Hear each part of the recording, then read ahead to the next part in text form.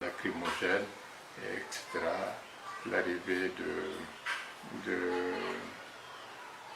du commandant Toumba avec son équipe qui a coïncidé avec des tirs un peu partout. Bon, Toumba a escorté les autres responsables des forces vives pour les évacuer du stade. Et Selou avait reçu un coup, il était à terre. Et bon, comme j'étais à côté, bon, j'ai demandé à un de nos maintiens d'ordre de m'aider à le porter pour ne pas qu'on le laisse là-bas. Bon, ce qui m'a le plus sauvé à ce moment-là, c'est que les gens ne connaissaient pas le visage de Bahouri. Ils entendaient parler de Bahouri, mais certains ne connaissaient pas. Ce n'est pas comme aujourd'hui où il y a des radios, il y a des télévisions, les visages deviennent familiers.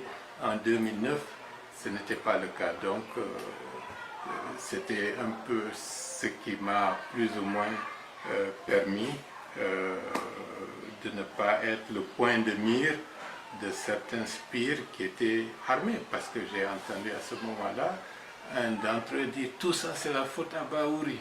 Donc il y avait même un de nos maintiens d'ordre, il y avait un fusil qui était tombé, il a voulu le ramasser, instinctivement je lui ai dit ne prends pas, parce que s'il avait pris ce jour-là le fusil, on risquait d'être canardé, comme si il y avait une résistance. Heureusement, il ne l'a pas pris. Et c'est comme ça, par la suite, malgré les coups qui pleuvaient sur nous, avec notre ami de maintien d'ordre, j'ai réussi à amener le président de l'UFDG hors de l'enceinte de la pelouse. C'est à ce moment-là que le commandant Thieboro venait, et comme il m'a reconnu, il nous a pris dans sa Jeep. Entre-temps, il y avait des enfants qui étaient à côté, qui étaient vraiment apeurés. Quand je pense à ça, je suis submergé par l'émotion, et je ne sais pas ce que ces enfants-là sont devenus. Au niveau de l'esplanade, il y avait des femmes qui étaient en train d'être violentées.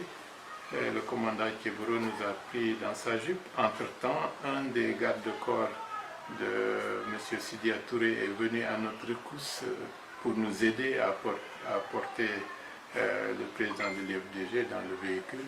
Et c'est comme ça que Thieboro nous a amenés d'abord au niveau de la clinique Ambroise Paré. À ce moment-là, des personnes armées avec des colliers de grenades et autres ont indiqué qu'il n'est pas question qu'on nous soigne et il faut immédiatement sortir, sinon ils vont jeter des grenades à l'intérieur de la clinique. C'est comme ça que nous avons été encore, nous avons repris la Jeep du commandant Thieboro qui lui-même conduisait la Jeep. Il n'avait aucune autorité devant ces personnes qui étaient armées de grenades et autres. Et il nous a conduits d'abord vers la gendarmerie, l'état-major de la gendarmerie. Je pensais qu'il pensait d'abord au PM3.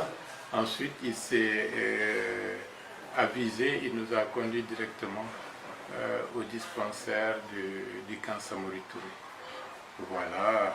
Par la suite, tard la nuit, on nous a pris moi et le président de l'UFDG pour nous conduire à la clinique Pasteur où nous avons retrouvé les autres responsables des forces vives qui étaient soignés là-bas. D'accord, 10 ans après ces faits, ce récit donne quand même de la chair de poule.